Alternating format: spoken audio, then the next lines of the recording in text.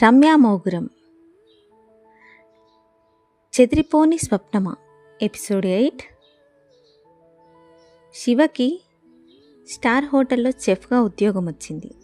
Shiva junior మాత్రమే అంటే main licence చేసే సౌలభ్యం లేదు. మరి అప్పటికి చేరి 10 రోజులు అవుతుంది. అమ్మా నాన్నకి విషయం చెప్పలేదు. ఇంకా వాళ్ళు కూడా తరచి శివని అడగలేదు. మరి ముందుగా స్టార్టర్స్తో మొదలుపెట్టారు. ఇటాలియన్, కాంటినెంటల్, చైనీస్ అవన్నీ వచ్చినా కూడా మెయిన్ కోర్స్ చేయడానికి అనుభవం కూడా కావాలి అన్నట్టు అతనికి అప్పుడే అప్పగించలేదు బాధ్యత.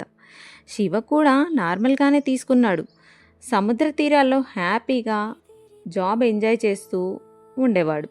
ఎప్పుడైతే రీనా పరిచయం అయిందో అతనికి ఇండియా రావడానికి నిర్ణయం తీసుకున్నాడు. రీనా ఐరిష్ వనిత, బ్యాంకాక్లో పరిచయం. ఒకే హోటల్లో ఇతను చెఫ్ అయితే ఆమె నైట్ మేనేజర్. డేట్ చేద్దామని ఓపెన్ ఆఫర్ ఇచ్చింది. శివకి ఎంత మాత్రం ఇష్టం లేదు. ఒకానొక విపత్కర పరిస్థితిలో తనని మొగాడు కాదన్నట్టు ప్రవర్తించిన ఆమెను చూసి ఏహ్యభావం కూడా కలగలేదు. ఆ జాబ్ వద్దు, ఆ దేశం వద్దు, ఇండియాలోనే స్థిరపడాలి అని ఖచ్చితమైన అభిప్రాయంతో వచ్చాడు. జాబ్ చేస్తూ తన స్టడీలోనే క్లియర్ చేశాడు. అలాగే అక్క కోసం, అమ్మ కోసం గోల్డ్ పర్చేస్ చేయడానికి స్కీమ్ కూడా కడుతున్నాడు నెల. ఇప్పుడు ఖాళీగా ఉంటే మళ్ళీ అన్నీ ఒకేసారి బర్డెన్ అవుతుందని ఉద్యోగంలో చేరాడు. టెస్ట్ ఇంటర్వ్యూ పాస్ అయ్యి జాబ్ సంపాదించాడు. ప్రజెంట్ అతనికి వచ్చిన ఆర్డరు ఫిష్ రిలేటెడ్. అది ప్రిపేర్ చేసే పనిలో ఉన్నాడు. టేబుల్ సర్వీస్ ఇచ్చేశాక ఖాళీగా కూర్చున్నాడు. ఒక అర్ధగంట పాటు తనకు తెలిసిన సోషల్ మీడియా సైట్లో విప్లా పేరుతో ప్రొఫైల్స్ వెతికాడు. ఏది మ్యాచ్ కాలేదు అతనికి. కొన్ని ప్రొఫైల్స్ తర్వాత తీరిగ్గా చూద్దామని బుక్ మార్క్ చేసుకున్నాడు. విప్లా గురించి తెలుసుకోవాలనే కుతూహలం రోజు రోజుకి ఎక్కువ అవుతుంది శివలో. ఒక్కసారి కనిపించవా విప్లా, ప్లీజ్ అని తనలో తానే ఎన్నిసార్లు అనుకున్నాడో లెక్కే లేదు. సాయంత్రం వర్క్ ఫినిష్ చేసుకొని మెల్లిగా బయటికి వెళ్ళాడు. హోటల్ లాబీలో కూర్చున్నాడు. కాఫీ ఆర్డర్ చేసి అక్కడికి ఎంతోమంది వస్తారు పోతారు. ప్రేమ పక్షులు, వ్యాపార తిమింగిలాళ్ళు అలా. ఆ రోజు వాతావరణం మబ్బుపట్టి ఉండటం గమనించి క్యాబ్ బుక్ చేసుకున్నాడు. ఎప్పట్లా బైక్లో వెళ్లకుండా వెళ్ళే పరిస్థితి ఇంకోలా ఉండేదేమో. ఒక సంచలనం రేగింది నగరంలో. కన్సల్టెన్సీలు జాబ్ ఇప్పించే నెపంతో వారికి తెలియకుండా ఫాలో చేసి వాళ్ళ పర్సనల్ ఇన్ఫర్మేషన్ గ్యాదర్ చేసి ఫోన్లు చేసి అసహ్యంగా మాట్లాడుతూ హింసిస్తున్నారు. ఇంకో బ్యాచ్ ఏమో జాబ్ వచ్చాక నెల జీతంలో 50% ఫీజు వసూలు చేస్తున్నారు నెల. అలా 6 నెలల పాటు చేస్తున్నారు. కొందరికి లేదా సంవత్సరం క్యాండిడేట్ యొక్క శాలరీని బట్టి బ్యాక్డోర్ పేరుతో ముందుగానే 3 నుండి 5 లక్షలు తీసుకొని నెలకు 20 నుండి 30 వేలు మాత్రమే జీతంగా వచ్చే ఉద్యోగాలు ఇచ్చి 2 సంవత్సరాలు కాకుండానే జాబ్ నుండి తీసేస్తున్నారు. ఒకటా రెండా? ఈ వ్యవస్థలో జరిగే దారుణాలకు కొదవే లేదు. ఒక విద్యార్థి జాబ్ కొడితే క్యాంపస్లోనే కొట్టాలి, లేదంటే బయట సపోర్ట్ చేసేవాళ్ళు, రెఫరెన్స్ ఇచ్చేవాళ్ళు ఎవరైనా ఉండాలి. లేదంటే ఇలాంటి ముఠా చేతిలో అన్యాయంగా బలవుతారు. ముఠా నాయకులు పాత సినిమాల్లో రౌడీల్లా గల్ల చొక్కాలు, లుంగీలు కట్టుకొని తిరగట్లేదు. చాలా డీసెంట్గా వైట్ కాలర్ బిజినెస్ మ్యాన్లా ఉంటున్నారు. ఒక మామూలు ఛానల్ ఇలా చెప్పుకుంటూ పోతుంది యాంకర్ అమ్మాయి. ప్రముఖ ఛానల్స్లో ఇలాంటి వార్తలకు చోటు ఉండదు. ఉన్న 1 మినిట్ వార్తల్లో కలిసిపోతుంది. ఎందుకంటే సమాజానికి ఇలాంటివన్నీ కొత్త కాదు. కానీ బాధపడిన వాడికి తెలుస్తుంది అందులో ఉన్న వేదన. ఆ వార్త వినగానే విప్లా మొహంలో భావాలు మారిపోయాయి. ఎందుకంటే తను డబ్బులు కట్టిన కన్సల్టెన్సీ కూడా ఆ లిస్టులోనే ఉంది కాబట్టి. అన్ని ఫైల్స్ స్వాధీనపరుచుకొని వెళ్ళిపోయారు పోలీస్.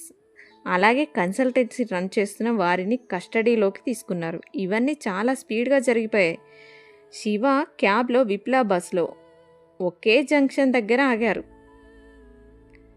శివ క్యాబ్లో నుండి బయటికి చూస్తూ ఉంటే బస్ కిటికీలో నుండి కనిపించింది విప్లా. అతని కనుపాపలు క్షణకాలం విశాలమయ్యాయి. తను చూస్తుంది విప్లానేనా, లేదా కనిపించే అందరిలో తననే చూస్తున్నాడా అనే సందిగ్ధం మాత్రం ఉంది. మొదటిసారి చూసింది కానీ కొన్ని నిమిషాలే అయినా మనసులో బలంగా ముద్రించుకున్న రూపం ఆమె సొంతం. ఇప్పుడు దూరం నుండి చూసినా పోల్చుకోగలడు శివ. కానీ ఆమె వేరే దిశలో ఉంది. అది కాదు అతని బాధ. ఆమె చేతిలో ఉన్న పాపనో బాబో తెలియదు. ఎవరినెత్తుకొని ఆడిస్తుంది?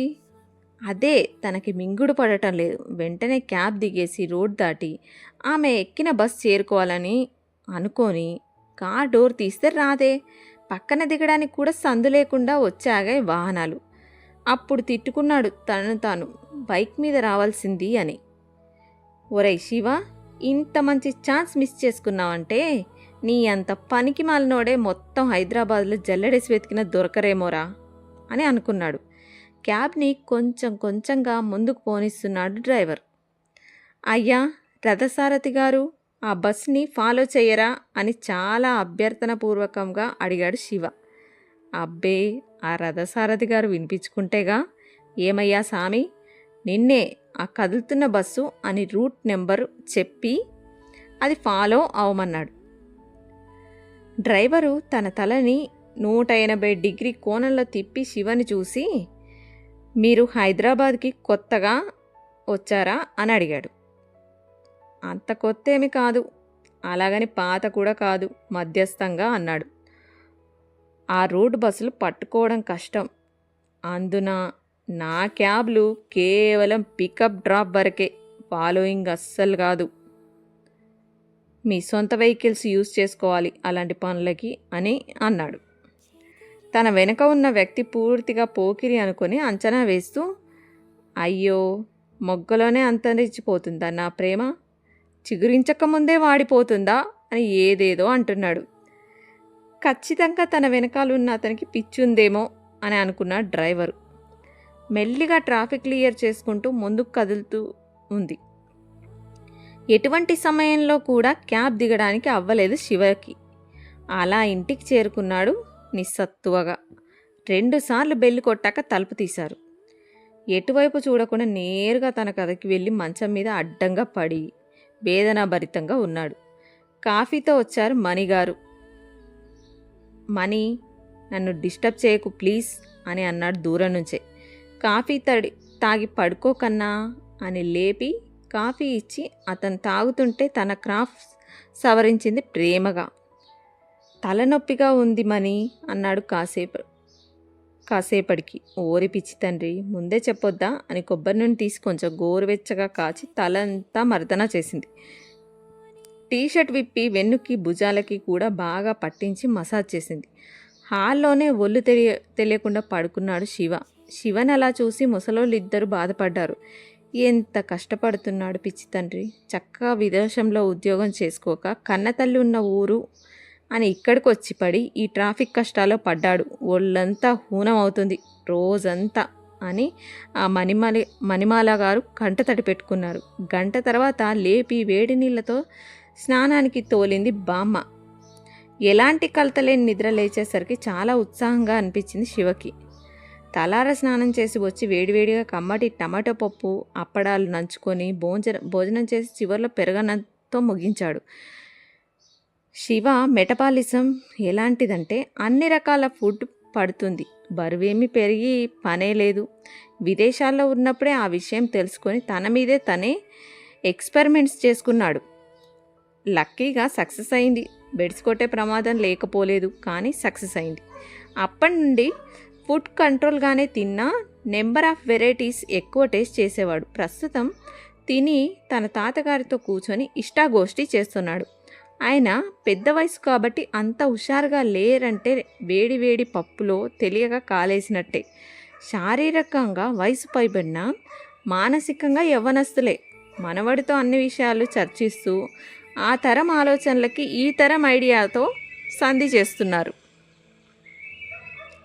బెంగళూరులో జనార్దన్ గారు ఆ రోజు తొందరగా వెళ్ళిపోయారు. బ్యాంకు సునంద అక్షయ మాత్రం ఉన్నారు ఇంట్లో. పై పోర్షన్ అద్దెకుండే వాళ్ళ ఇంట్లో పెళ్లి రోజు ఫంక్షన్ ఉందని నిన్న సాయంత్రం చెప్పారు. చిన్న డెకరేషన్నే కాబట్టి అక్షయ ఫ్రీగానే చేస్తా అని మాటిచ్చింది. ఫ్రీగా ఎందుకే, నేను డెకరేషను స్టఫ్ ఏమన్నా ఫ్రీగా వస్తుందా? పెళ్ళాం మొగుడు ఐటీ జాబ్స్ చేస్తూ 4 చేతుల సంపాదిస్తున్నారు. వాళ్ళ దగ్గర డబ్బులు తీసుకో అని తల్లి పోరు పెట్టింది. అమ్మ ఫస్ట్ కూల్ అవ్వు అని చల్లగా ఉన్న ఆరెంజ్ జ్యూస్ చేతికిచ్చి తనకో గ్లాస్ తీసుకుంది. ఇలా కూర్చో అని సోఫాలో కూర్చోబెట్టి నేనెందుకు ఫ్రీ అన్నానో ఒకసారి ఆలోచించమ్మా. ఒకటి, వాళ్ళు మన ఇంట్లోకి పెళ్ళవగానే రెంట్కొచ్చారు. ఏడాదిగా ఇక్కడే ఎలాంటి డిస్టర్బెన్స్ లేకుండా వాళ్ళ పని వాళ్ళు చేసుకుంటూ ఉన్నారు. సెకండ్ వన్, వాళ్ళు రెప్యూటెడ్ ఐటీ కంపెనీస్లో జాబ్ చేస్తున్నారు. వాళ్ళ సర్కిల్లో మా వేడుక గురించి పబ్లిసిటీ ఫ్రీగా ఇస్తారు. మౌత్ టాక్తోనే చాలా మంచి పబ్లిసిటీ అవుతుంది అనేది వాస్తవం. ఇక వారి సంతోషంతో కూడిన గౌరవం మనకు బోనస్ అన్నమాట. ఎలా ఉంది ఐడియా అంది తన జ్యూస్ గ్లాస్ ఫినిష్ చేసి టీపై మీద పెడుతూ. కూతురి వంక అబ్బురంగా చూసింది సునంద. నిజమేనే, నాకు అసలు ఇలా కూడా చేయొచ్చని ఆలోచనే తట్టలేదు. నా బంగారం అని మెటికలు విరిచి మెచ్చుకుంది. సరే కానీ వాళ్ళకి ఏదైనా గిఫ్ట్ ఇవ్వాలి, ఆలోచించు అంది సోఫాలో రెస్ట్కి తల అనిచ్చి టీవీ పెడుతూ. ఈరోజు ఆఫీస్కి వెళ్ళడం లేదా అంది తల్లి కిచెన్లోకి వెళ్తూ. వెళ్తాలే, ఇవాళ ఇంట్లోనే కదా ఈవెంటు. ప్రమోద్కి ఇంకా చెప్పలేదు, ఫోన్ చేయాలి అని తన మొబైల్ తీసింది. ప్రమోద్కి ఫోన్ చేసి విషయం చెప్పింది. అతను కూడా సరే అని మెటీరియల్ పంపిస్తా, డిజైన్ పంపించు అని కాల్ కట్ చేశాడు. మధ్యాహ్నం వరకు ఖాళీనేగా అనుకొని దర్జాగా కూర్చుంది. అక్షయ ఇలా వచ్చి కిచెన్లో హెల్ప్ చేయమ్మా, కాస్త చిన్న చిన్న పనులు నేర్చుకో అని బుజ్జగించింది. సరే అని తనకి ఎప్పుడూ పరిచయం లేని లోకంలోకి వెళ్ళింది. అప్పటికి సునంద గారు సాంబార్ చేయడం కందిపప్పు కడిగి కుక్కర్లో వేశారు. ముందుగా ఈ వెజిటేబుల్స్ కట్ చేయి అని సోరకాయ, మునక్కాయ, క్యారెట్, టమాటో, పచ్చిమిర్చి ఇచ్చింది. మెల్లగా చేతులు కట్ చేసుకోకు అని ముందస్తు వార్నింగ్ ఇచ్చింది. సరే అని కిచెన్ గోడకు ఉన్న ఆఫ్రోన్ కట్టుకుంది. ప్రొఫెషనల్ చెఫ్ లాగా సునంద గారు నవ్వుకున్నారు అక్షయ్ చేసే పనులు చూసి. మెల్లమెల్లగా అన్నీ కట్ చేసింది క్యారెట్ తింటూ. 10 నిమిషాలు గడిచాక అమ్మ డన్ అని కుడి చేతి పొట్టను వేలు చూపించింది. తల్లికి సాంబార్ పొడి కోసం మసాలాలు వేయిస్తున్న సునంద గారు కూతురు మాటలకి స్టన్ అయి చూసి దగ్గరికి వెళ్ళారు. అస్తవ్యస్తంగా పడి ఉన్న కూరగాయల ముక్కలను చూసి సునంద గారి మనసు ద్రవించింది. కానీ కూతుర్ని ఏమన్నా అంటే అస్సలకే మాట వినదని బాగానే ఉన్నట్టు నిలువుగా తలూపింది. ఆ చిన్నపాటి సజ్ఞకే అక్షయ కళ్ళలో వేల మతాబులు వెలిగాయి. అప్పడాలు వేయించు అని ఇంకొక పని పురమాయించింది సునంద. అమ్మా, నువ్వు కామెడీ గిమిడి కానీ చేయట్లేదుగా, నాకు అప్పడాలు వేయించడం కూడా రాదనుకున్నావా అని ఆక్రోశం తన్నుకొచ్చింది అక్షయ్కి. వచ్చా అయితే వెయ్యి అని కబోర్డ్ నుండి అప్పడాలు తీసిచ్చింది సునంద. అవన్నీ సునంద గారు స్వయంగా పెట్టినవే, ఎండాకాలంలో మిద్దె మీద.